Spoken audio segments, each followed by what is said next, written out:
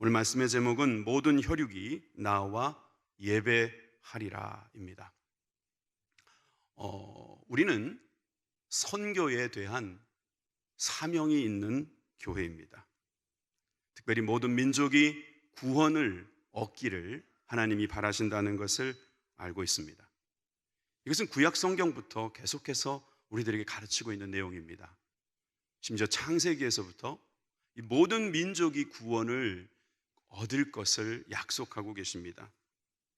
여러분, 아브라함이 이삭을 제물로 드렸을 때 하나님은 이런 약속을 주셨습니다. 창세기 22장 18절 말씀입니다. 또 내 씨로 말미암아 천하 만민이 복을 얻으리니 이는 내가 나의 말을 준행하였음이니라 하셨다 하느니라. 여기 보십시오. 아브라함의 씨로 말미암아 천하 만민이 복을 얻게 될 것이다. 여러분 믿으십니까? 천하 만민이라고 하면 우리까지 포함되어 있는 것입니다. 아브라함의 혈육만이 아니라, 우리는 아브라함의 혈육은 아니잖아요, 솔직히. 아브라함의 혈육뿐만이 아니라 천하 만민이 복을 받는다고 해서 여러분 우리까지 복을 받은 것을 여러분 믿으시길 바랍니다.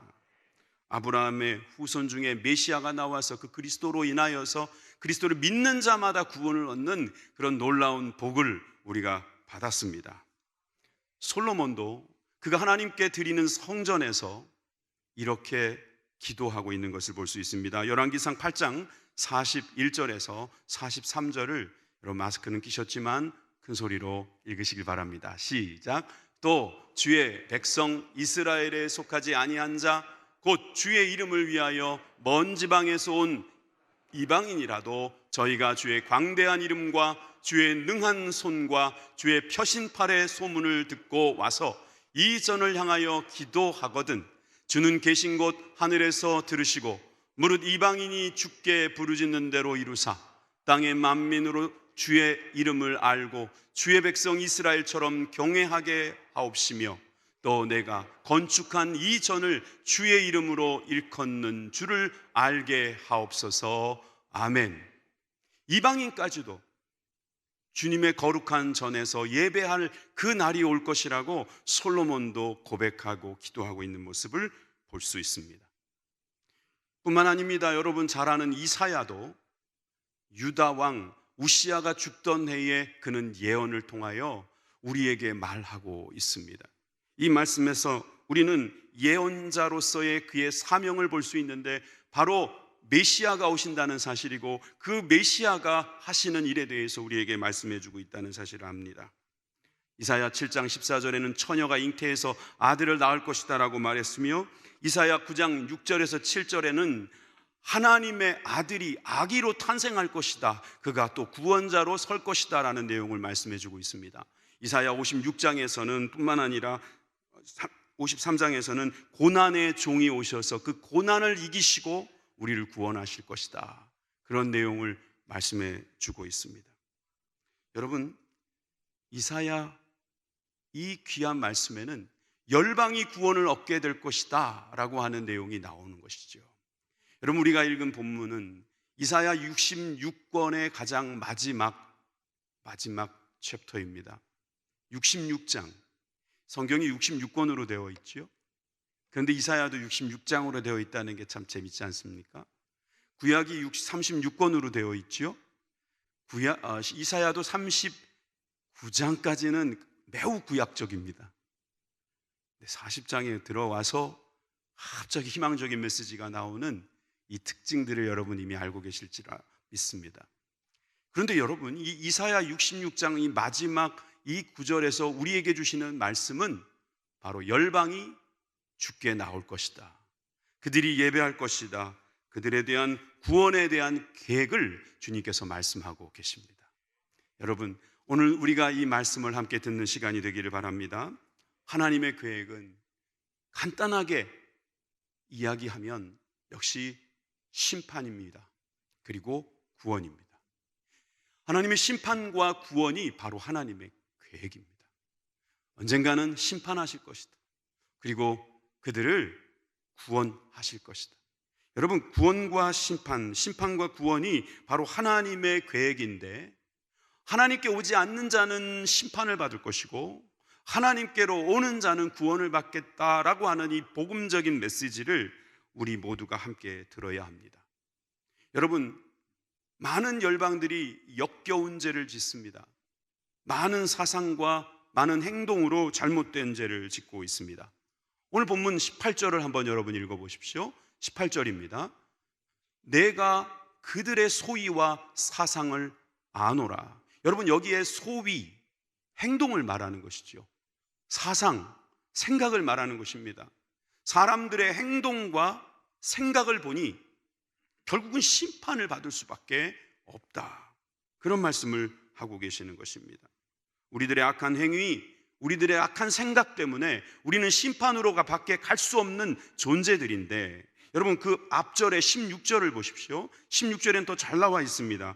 여호와께서 불과 칼로 모든 혈육에게 심판을 베푸신즉, 불과 칼로서 하나님은 심판하시겠다라고 말씀하고 계십니다. 지금 그렇지 않아도 사회적 분위기가 이런데 심판에 대한 말씀을 하시는군요. 성경이 그렇게 말씀하라고 지금 말씀하십니다. 여러분, 우리가 행동과 생각을 잘못하면 심판을 받을 수밖에 없습니다. 하나님의 심판은 철저합니다. 그런데 심판만 성경에 나와 있는 것은 아닙니다. 거기에는 또한 구원의 계획도 있고 그 구원에 이를 수 있는 길도 가르쳐주고 계심을 여러분 믿으시기를 바랍니다.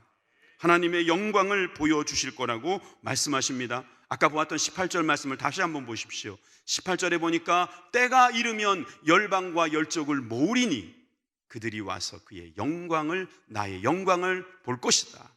여러분, 하나님의 영광을 볼 수 있다고 말씀하고 있습니다.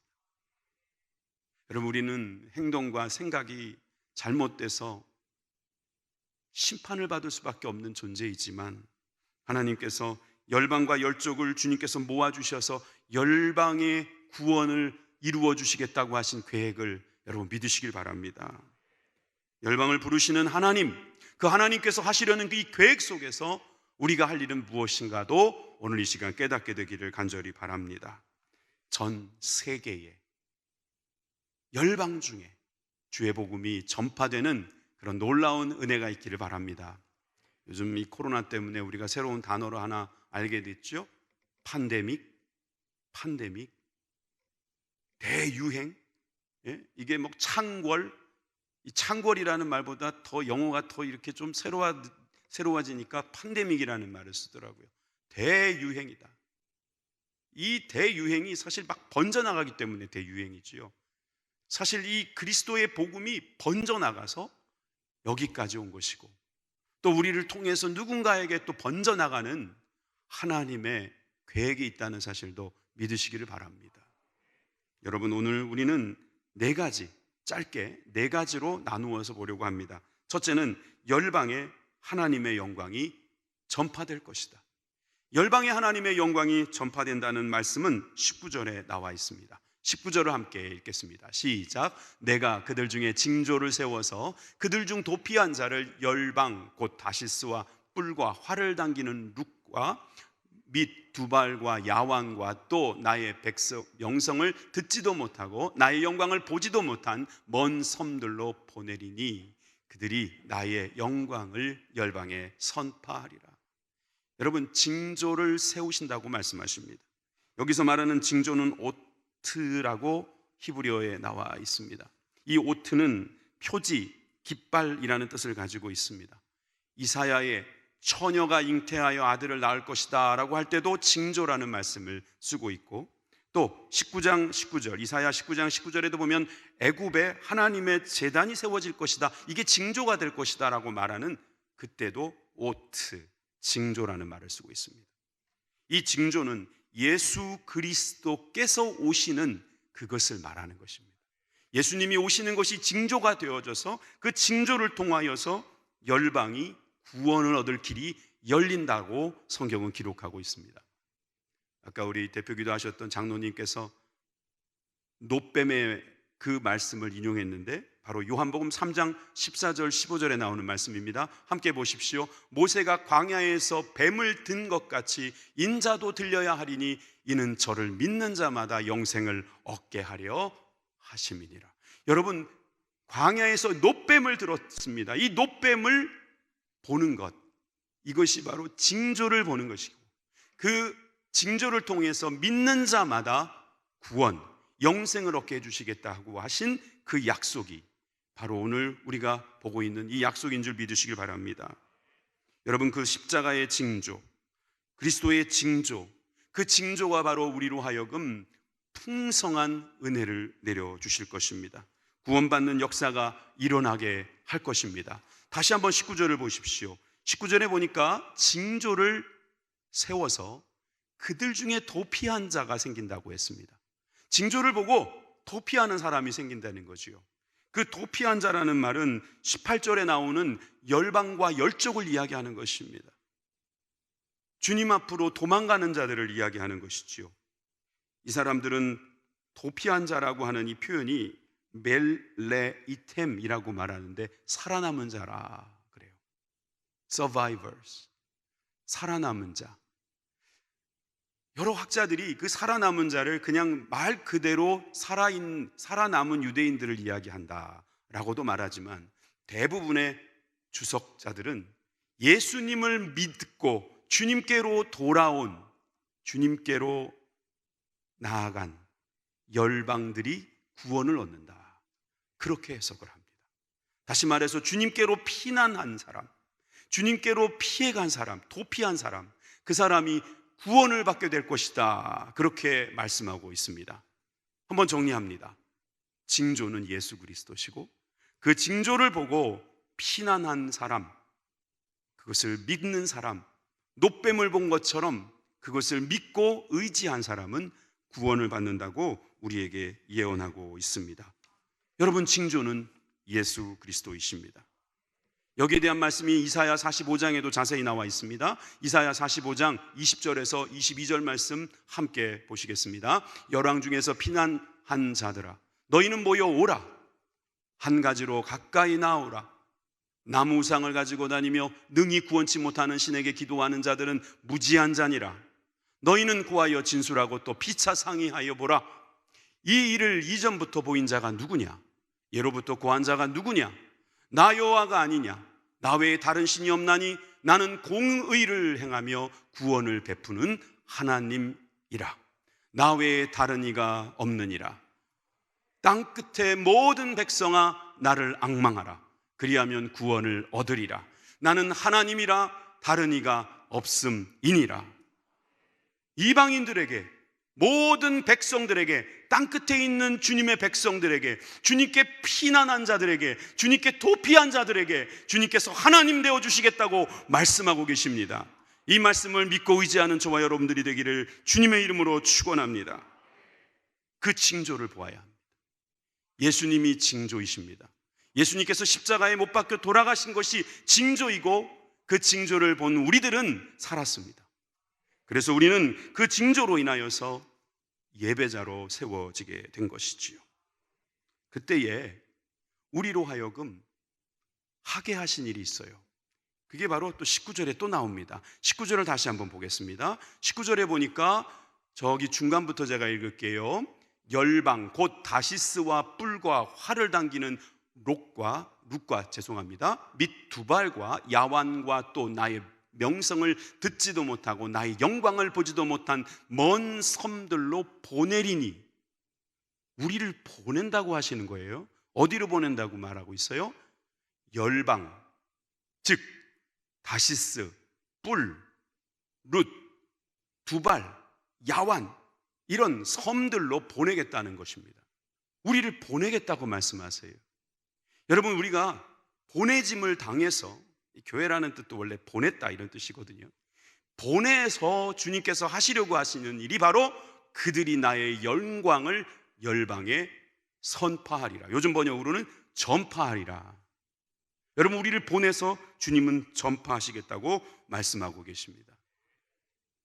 저기서 말하는 지역은 실제로 있는 지역입니다. 다시스는 우리가 잘 아는 것처럼 서부 스페인 항구 분명하고요. 그리고 뿔이라는 곳은 아프리카 북동부 지역의 애굽과 에티오피아의 국경 지방을 말합니다. 여러분, 룻이라는 곳도 소아시아의 리디아 지방에 있는 지명을 말합니다. 각각 흩어진 곳이죠. 그쪽으로 우리를 보내시겠다는 건데, 사실상 이것은 우리가 어떻게 해석해야 되겠습니까? 우리가 어디든지 갈 수 있어야 한다는 것이죠.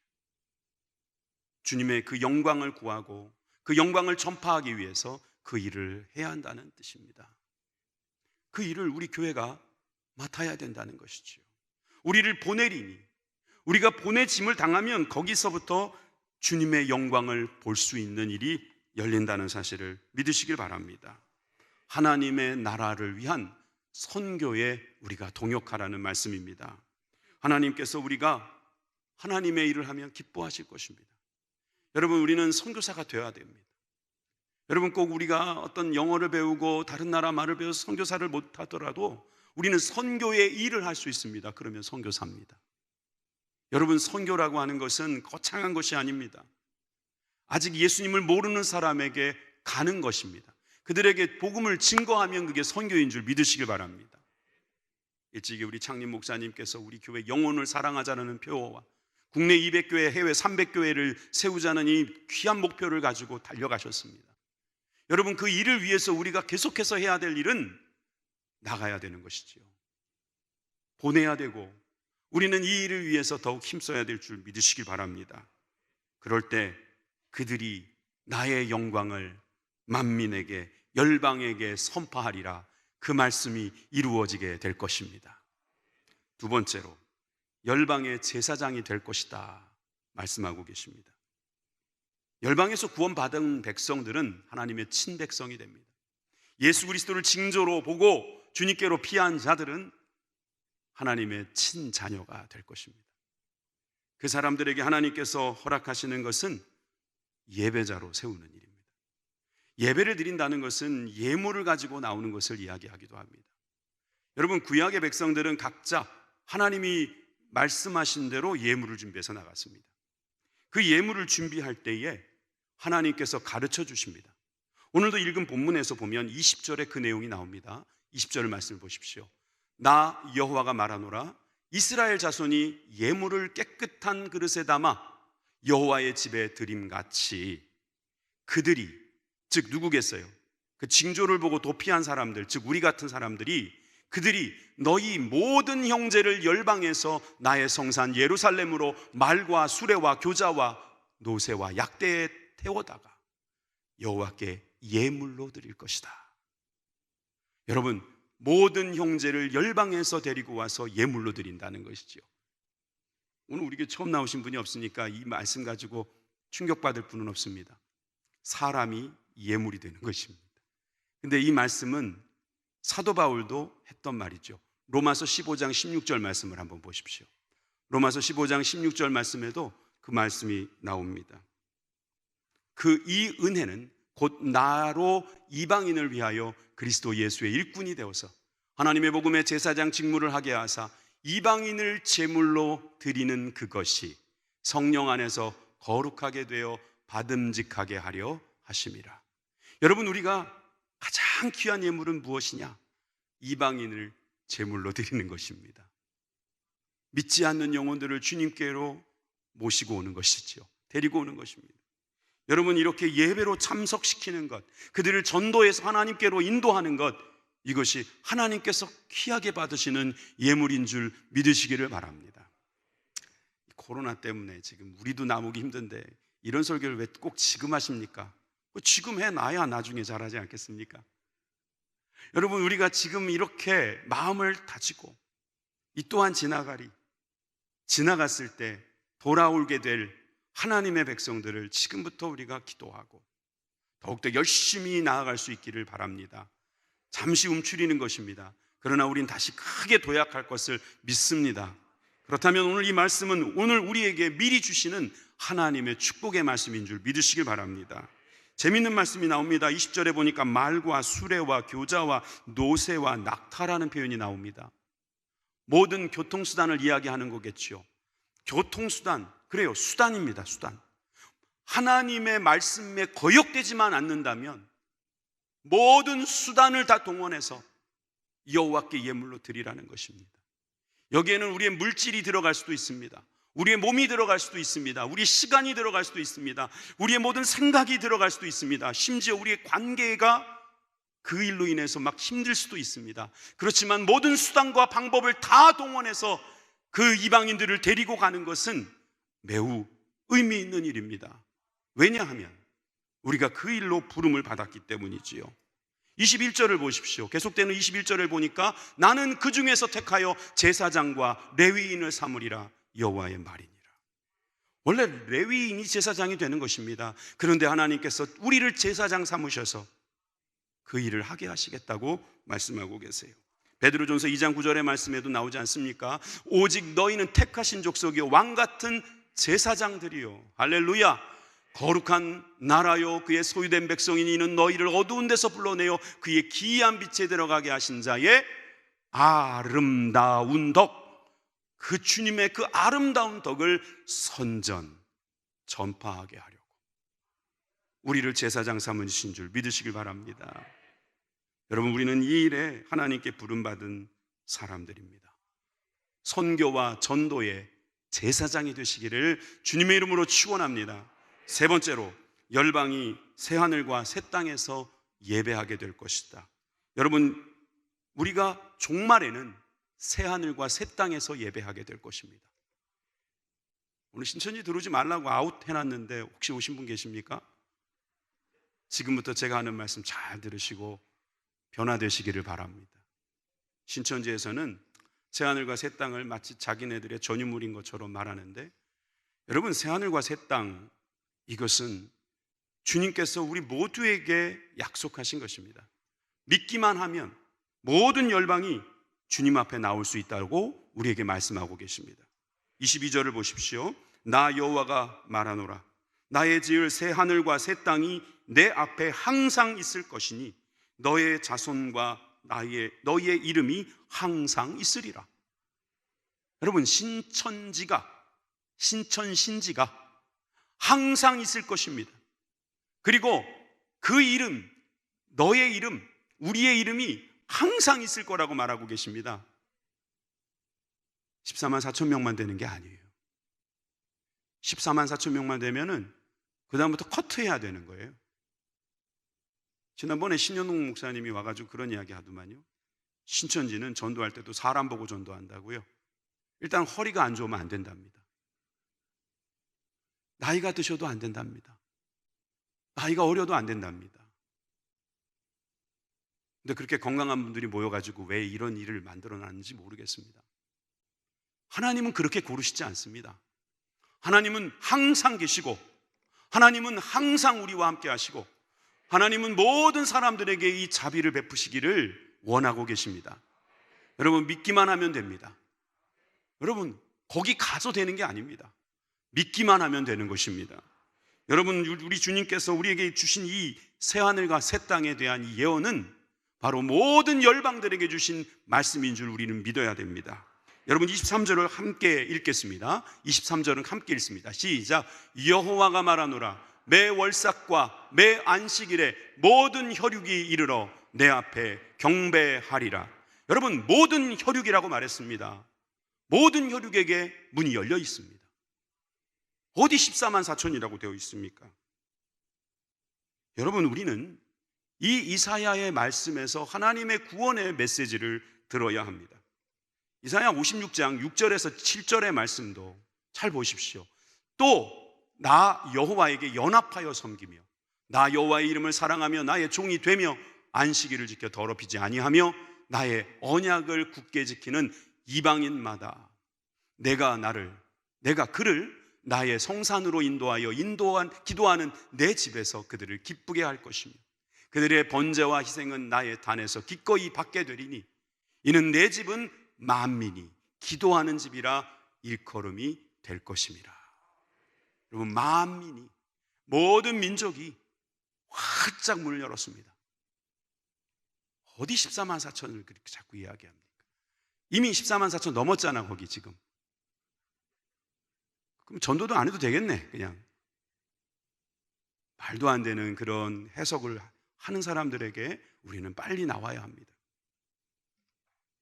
하나님의 놀라운 계획은 우리들이 만민이 함께 모여 기도하는 집이 되기를 원하신다는 사실을 우리가 항상 함께 믿고 나아가야 될 줄 믿습니다.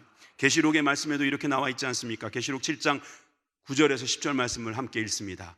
이 일 후에 내가 보니 각 나라와 족속과 백성과 방언에서 아무라도 능히 셀 수 없는 큰 무리가 흰 옷을 입고 손에 종려가지를 들고 보좌 앞과 어린 양 앞에 서서 큰 소리로 외쳐 가로되 구원하심이 보좌에 앉으신 우리 하나님과 어린 양에게 있도다. 아멘. 아멘. 각 나라 족속 백성과 방언, 모든 열방들이, 모든 열족들이, 능히 셀 수 없는 수많은 사람들이 주님께로 돌아오게 된다는 말씀입니다. 그래서 우리가 돌아왔고 또 우리가 그 일을 해야 되는 줄 믿습니다. 여러분, 이 일을 위해서 우리가 하나님께 나아갈 때 하나님 앞에 우리는 찬양할 것입니다. 우리 하나님과 어린 양이 우리를 구원하신다는 사실을 찬양하면서 주님 앞에 나아가게 될 줄 믿습니다. 이렇게 예배자로 세우는 일이 중요합니다. 예배자로 나오게 해서 예배를 사모하고 주님을 찬양하는 일에 우리가 함께 할 수 있게 되기를 간절히 소망합니다. 그리고 짧게 마지막 네 번째 말씀을 드립니다. 심판이 있으리라. 이사야 66장의 가장 마지막 절 24절을 함께 다시 보겠습니다. 그들이 나가서 내게 패역한 자들의 시체들을 볼 것이다. 그 벌레가 죽지 아니하며 그 불이 꺼지지 아니하여 모든 혈육에게 가증함이 되리라. 열방이 구원을 얻게 된다고 말씀을 전하고 또 마지막에 한 번 더 심판을 경고하는 거죠. 믿지 않으면, 하나님을 의지하지 않으면, 하나님께로 피하지 않으면 결국 패역한 자, 우리가 세번역을 한번 보면은 이렇게 돼 있어요. 나를 거역한 자라고 돼 있어요. 주님의 말씀을 거역한 자들은 시체들을 벗게 된다.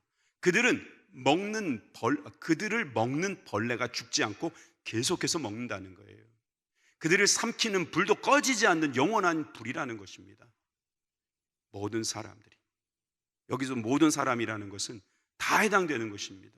그들이 그걸 보고 가증히 여긴다, 소름이 끼친다. 이것을 볼 날이 올 것이다, 이 말이에요. 그러니까 여러분, 다시 한번 이 심판의 경고를 들어야 합니다. 여러분, 요즘 우리가 이 지사율 3%도 안 되는 것 때문에 사람들이 벌벌벌 떠는 게 느껴지지 않습니까? 조심해야지요. 워낙 불편하니까 조심해야 되겠지만 우리 기본에 갖고 있는 두려움이 바로 이거라는 사실을 우리는 느껴야 합니다. 여러분, 우리가 얼마나 평범한 삶을 살았습니까?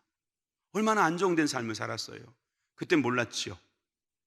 무슨 지진과 징조가 온역이 일어나고 주님이 오신다고 한다고 하는데 그게 언제 나오시겠어? 괜히 그 문자적인 해석 아니야? 맞잖아요. 근데 이것이 극복되겠죠. 전 극복되리라 믿습니다만 여러분, 더 큰 것이 올 수도 있습니다. 뿐만이 아닙니다. 여러분, 그렇지 않아도 이미 우리는 영적으로 엄청난 공격을 받고 있습니다. 그럴 때에 우리가 정신 바짝 차리고 해야 될 일은 모든 열방이 주님께로 나와 예배할 수 있는 그날을 향해서 달려가야 합니다. 무엇을 먹을까, 마실까, 입을까 이런 데 고민하고 있으면 천국 백성 아닙니다. 어찌하든 주님께서 주시는 그 의와 평강과 희락을 구하면서 하나님의 선하시고 기뻐하시고 온전한 뜻이 무엇인지 분별하면서 우리의 몸을 하나님의 거룩한 산제물로 드리는 하나님의 신실한 종들이 되기를 바랍니다. 기도하시겠습니다.